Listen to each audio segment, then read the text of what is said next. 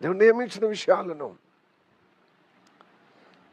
ధర్మశాస్త్ర ప్రకారం చక్కగా అలాట్ చేసిందనమాట. ఎవరు? దావీదు రాజై ఉండి తన యొక్క సుఖభోగాలు, తన యొక్క వంశము, తన యొక్క కుటుంబం కోసమే, తన యొక్క బంధువుల కోసమే కాదు ఆయన పరిపాలన చేయడానికి పూనుకు. దేవుడే కదా గొర్రెల కాపరిగా ఉన్న నన్ను, నేను ఇంట్లో కనిష్ఠుడిని. కనిష్ఠుడు అంటే ఏంటిది? చిన్నవాడిని.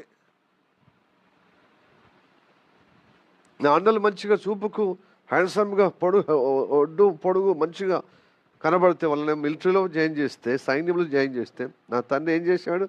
నేను పొట్టిగా అందంగానే ఉన్నాను, సౌందర్యంగానే ఉన్నాను, కానీ నేను కురుసగా కనీసం వీడు గొర్రెల కాపరిని పనికెత్తడిగా దానిలో అయితే అన్ఫిటెడ్ కదని చెప్పి గొర్రెల కాపరికి పంపిస్తే అక్కడ దేవుడిని చూశాడు.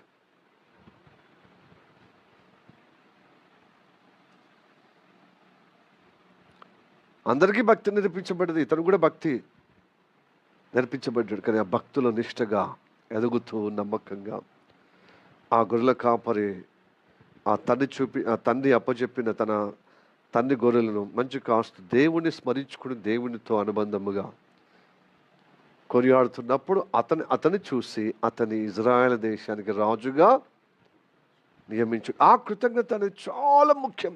The thankful heart is very very essential to all the man kind, especially Christianity.